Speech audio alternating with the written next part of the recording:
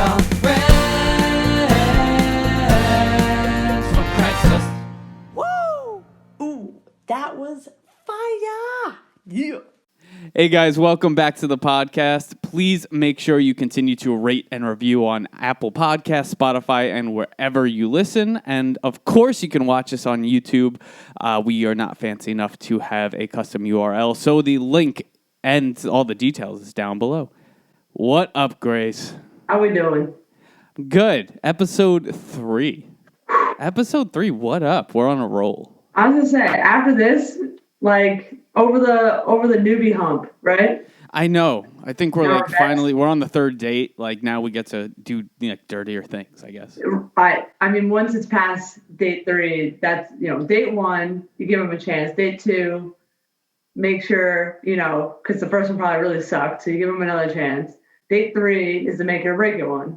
Yeah, now we're like, make it or break it. You're either like into me or like maybe you feel bad enough for like that. I feel bad sex, the pity sex. Right. Yeah. Or that's kind of the determinant right here.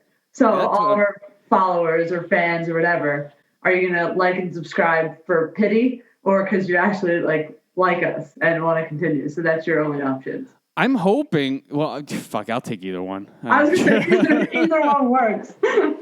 I started off this whole podcast and that whole like spiel super positive, and just a wave of negativity just came over me. So I'm like, perfect. Let's record. I know. So now we're in the zone. Now you're in the zone. Now we're ready to go because I got a Lesbehonest free today. Oh yeah.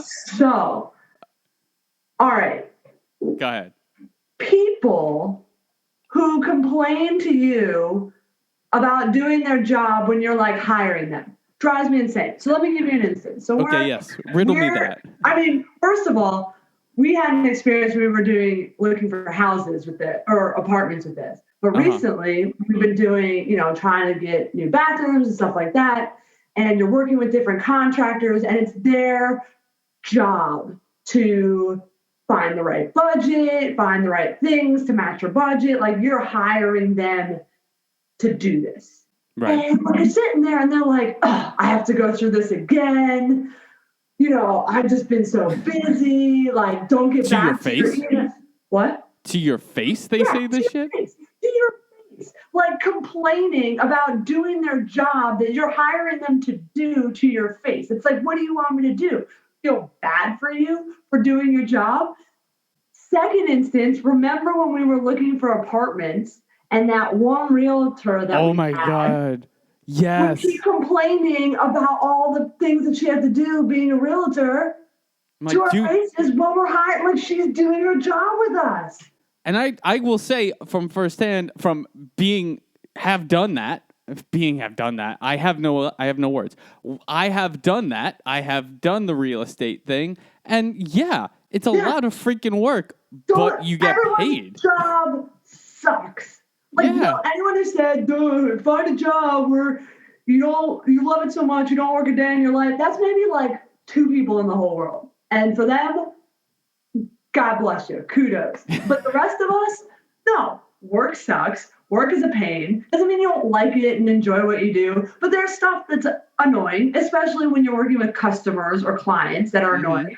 But you don't tell them to their face. You don't complain about the job you have to do to their face. Like, what do you want me to do? Like, dude, that reminded me. So as I said on last week's podcast that I used to be a host. That was my first restaurant gig, right? Was when I was a host. But I remember, speaking of your Lesbehonest, when it sucked, man. Like there's a lot of things being a restaurant host really sucks. And if someone's running behind or if something's wrong and you can't seat the people right away, it's your fault and it's your problem and it's all because of you. You're the guy, right?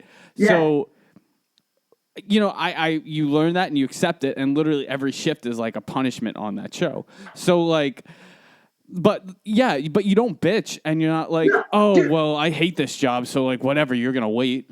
Do me a favor and bitch behind my back like everybody else. Talk about me to your family. Talk about me to your coworkers. Like, I don't really care. You're making it a big deal that if I'm asking you to do something, that it's such a big deal when it's part of the job. Like, I'm asking you to get me a quote on this so I can pay you, and you're complaining about having to get another quote for me. And I'm a nice person. I'd say. I like to think that I'm not like an annoying customer. And to your point, there are annoying people and shitty people who you probably work with who you would like to complain and bitch to their face. And there's a different aspect of that. But I like to think I'm a decent customer. So do me the favor and do it behind my back. You're wasting my time. And you're sort of trying to make me feel guilty. And like in your instance, it's super personal because it's your home, man. And like if they screw that up, you have to live there and you live with whatever they screw up or bitch about. Yeah. Like do their job. Like people have one job. Like you're paid to do one thing. Do things happen? Yeah. Do things go wrong? Yeah. Do things get screwed up that make things harder? Certainly. But there are like basic things that you should just do your job and suck it up. And play behind my back. Correct me if I'm wrong. In your instance, they're not working off commission necessarily. They're working like you're paying them to do that thing. So Correct. It's not even like we're going to like get these or like looking to get our bathrooms redone, and they're literally sitting there, saying things like, "Oh, I'll run the numbers again." It's like, you're welcome. I'm employing you to do something. You're welcome. And especially now, in the time of COVID, when no one can get a job. And whoever has a job is lucky to have a job. Let's be honest. Work, there's always stuff at work. People are annoying. Customers are annoying. The job is probably annoying. Doesn't mean you hate your job. Doesn't mean I love my job. It doesn't mean there isn't stuff that happens with it that annoys me, and especially clients that annoy me. Yeah, dude. Do it behind your back. Do it behind their backs. Talk about it. Talk shit, but not in front of me. Right. Please go tell your friends I can't stand 100%. This fucking person. I'm all one for one. If we were friends and you had a problem with me, talk to my face instead of behind my back because we're friends, and that would further our relationship. But not if I'm paying you to be my friend. I'm not paying you. Sounds about right. I do a job, and I don't care about the rest. As far as the real estate thing goes, I understand, when I was searching out apartments for people, and they would say, okay, I want, a 2-bedroom for this price range, and it look like this, and smell like this, and, tingle my pickle like this. And I'm like, okay, fine.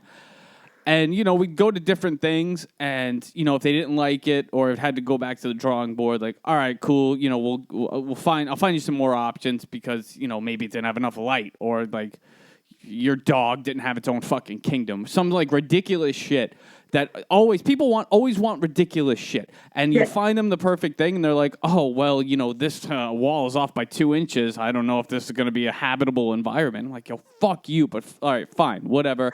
Because at that point... It's your job. Right, it's my job. And the only way in that position where I was going to get paid was commission. But then they have those fucking people that are like, okay, yeah, we want a 2-bedroom. Cool. We go to 2-bedroom. They're like, actually, can you find a 1 that's converted or they change everything drastically? We want a 2-bedroom below 50th Street. And then you work your ass off to find all that. And then they're like, oh, actually, we changed our mind. We want it to be above 80th. And then you could be pissed. Then in that point, you could say, well, fuck. All right, I guess I'll go back to the drawing board because you just took them to 6 places below fucking 50th Street. But you can be a little pissed because you're getting worked on commission only and your time is very valuable. So, and then in that case, in that experience, people, or in my experience, those kind of people that are so wishy-washy are just eventually they just stop responding. And it's okay, well, I did all that work for nothing. But when you're paying someone like you are, just to hey, here's money to look shit up. Not changing anything. Her to rerun numbers was for her to do it the first time. We didn't change anything. Right. She just didn't finish doing it the first time. So she just didn't complete it. We don't change things. If we change anything, it'd be we're so easygoing that we're not ones to shake it up and And the other thing is, like, nowadays, I'm noticing, especially with owning a house, how not rushed anyone is to come help. Like, how do you not have a No job? sense of We had like urgency. a plumber that like never responded for like weeks. And I was like, how do you not want this job to like do? Right. And it's probably easy money. It's just fixing, whatever. I'm assuming. I'm not a plumber, but No, it seems like the system of your job to do your job. Yes, there are always going to be people that are annoying and make it a pain.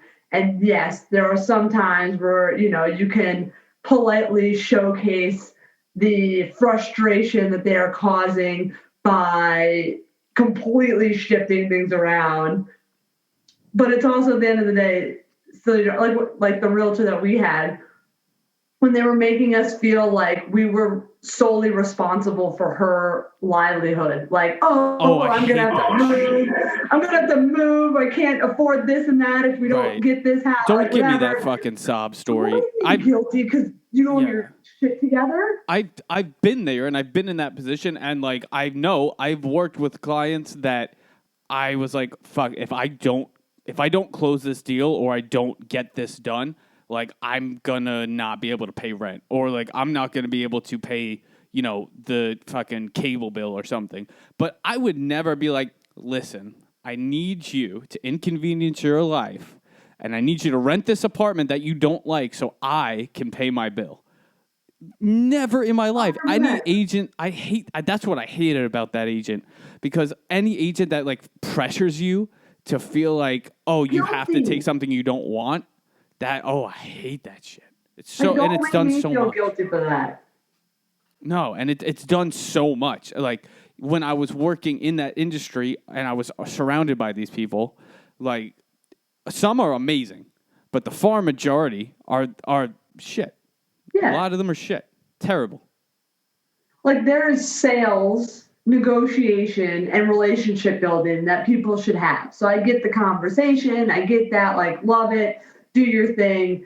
But then there's like emotional manipulation that comes into play with some things. And I can't stand it. Why would you do that? Why are you trying to make me feel bad? And you can call me a dick all you want, but I have no sympathy for your needs, because you're here. I hired you to help me. I didn't hire you for me to give you charity. And it's not that I don't feel bad that, shoot, I'm sorry that you have to live paycheck by paycheck for whatever situation. I'm sure, yes, I genuinely feel bad for you, but does not mean that you should make me feel fiscally responsible for you. Like, yeah, I'm not your mom. I'm not responsible for it. Right. What I wanted to say, too, piggybacking off that, and I had this thought the other day because I was watching the Nets game, right? And you remember when I was huge into the Nets, and they were terrible. They were fucking terrible. But we had the Nets jerseys, the fucking everything. Yeah. And now they're starting to get good again. So I'm like, oh, maybe I'll give them another glance, I suppose. Call me a bandwagon if you want to. But what I was really thinking, and this was in regards to like Kevin Durant, because Kevin Durant's out for the Nets like so much, and baseball, basketball, all the sport players in general, dude. I want one day, if I ever have like a normal job, quote unquote normal job ever again, to try to use the excuses that players miss games for me to like miss days at work. So hey, yeah, man, I think the latest one with like Kyrie Irving was like tightness in his back, so he couldn't play. I'll be like, hey, man, sorry, I can't really come to the office today. I got some fucking tightness in my back. And see like how that goes. Or like, I know KD recently was like, not KD. I think it was like Patrick Mahomes for Kansas City halfway through the season. He's like, I sprained my big toe. And he was like out. Oh, his turf toe? Yeah. So I'm like, his turf toe. How would that hold up in the office? Like, hey, boss, I don't think I can work today. I got some turf toe. Yeah, I got the craziest turf toe. What is that? It's it's like a rash on your ass, but on your toe. got rash ass on I my got toe. rash. Yeah. Do you mind if I don't come in tonight? Well, you can stay home because I don't want to catch that. Like, hey, listen. Hey, listen, I wiped too hard last night, and I need a donut. You guys got that over there? We should, that. Remember back when we were both single in the city, and we were going to do a segment of like just trying different pickup lines and seeing what actually was going to work. For that, I feel like there could be a whole new adult segment that was trying to see how many excuses to get out of work works until like get in mad trouble. Like, got my ears pierced today. Don't know that I can come in. And you're just like, Got a little bit of an earache today. like what? I can't really hear I'm you. having a bad hair day. I don't think I can work today. It's the craziest shit, and these people get paid fucking millions and millions and millions of dollars to miss games. That's why they say Michael Jordan, man, one of the fucking greatest, rarely missed a game. And then he came out and said it's because I know my fans come to watch me play. I'm like, where did that type of man go? In general, the mentality of hustle.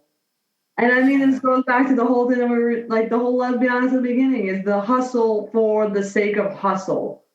Right. It's gone. It's become selfish. I don't know. I don't know. Self-driven. Prima donnas.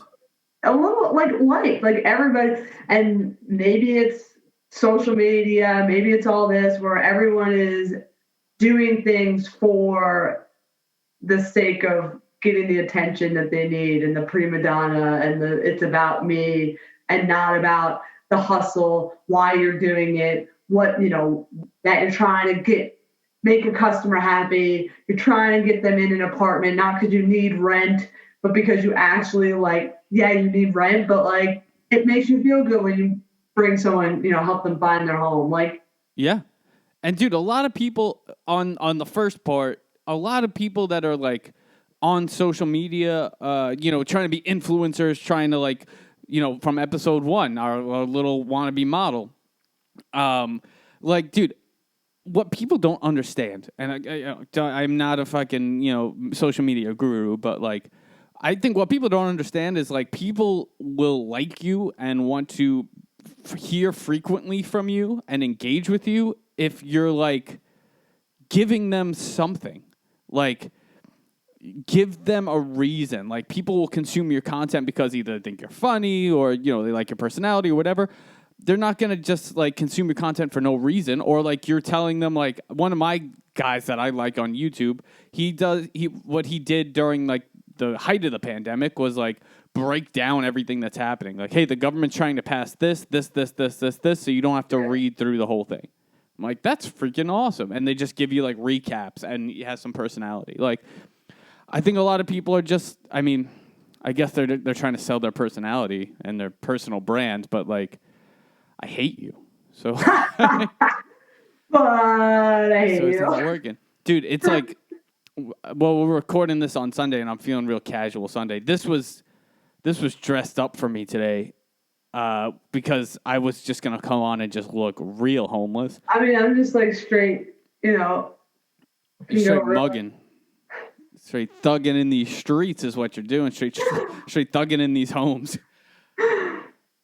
I was, last episode I was saying I was getting back to my normal self after the fucking vaccine, which supposedly I was just on the phone with my mom before we recorded this, and she's like, "Oh yeah, there's some reports coming out of Israel that you might not even need the second vaccine." I don't know. Don't take this as a fucking medical show. I don't want to get fucking. You're starting rumors. We can't be remember all this. Maybe at the beginning we need a disclaimer that's can't be taken seriously. Nothing we said should be taken in any way other than to Pet Rock. Yeah, don't forget rocks. Pet Rock. Two Pet Rocks. Maybe that's what we should have called this. Two Pet Rocks. But. So yeah, so I was just saying where was? Oh, all right. I found myself again. So I'm finally recovered. Finally felt like a human. Gave myself 2 days, and now I got a fucking canker on my fucking tongue, and it's so painful to fucking do anything. But here we are because we love this audience so much. I know this goes back to the beginning of nobody cares and why are you complaining about something you're supposed to be doing. Just do your job. Talk for at least 20 minutes and make it funny. Yeah, be funny. I don't want to hear about your weird ass mouth. You got a fucked up mouth, but you better be funny. Funny shit better come out. Yeah. Dude, Christ almighty. That hurts so much to do. Anyway, I had something funny to say. I forgot what it was. That wasn't it? There was actually like a punchline there. This is going to be edited out while I figured out what I was going to say. We're just going to clip this part, and then whenever you think of it later, we'll just stitch it together so it'll look super natural that you built up your story and you came in strong with your punchline. Well, now I'm going to keep this because it's funny. There's funny shit coming out of our mouths. Now I'm all thrown off. I couldn't think of my thing. It's a tale of perseverance. So if you get the COVID vaccine and you feel good and then something else happens, don't worry, it's gonna be all right. I blacked out for a moment. No, I remember. This is gonna be edited so good. And we're gonna copy and paste. It's gonna go over to the other part. It wasn't ever even anything exciting. It was to say, if you want to be part of Lesbehonest, to make sure that you email us at our brand new email, friendsfromCraigslist@gmail.com. Because I'm so excited that I got the email, friendsfromCraigslist@gmail.com. You're making it sound like you got so excited because of that, and that's why you got a canker sore. Like it was, you know what it was? It was like the Lord of the Rings. It's a really long movie just to get right back to the ring. In a way, the whole movie is a ring. Moral of the story, to bring this home, canker sores are like Lord of the Rings. They just keep coming back. They just keep coming back. But boy, can you persevere. Subscribe. Make sure you subscribe. This was just like a little fun episode. This is like a fun little gem. We'll get serious. No, we won't. We'll talk about relevant content.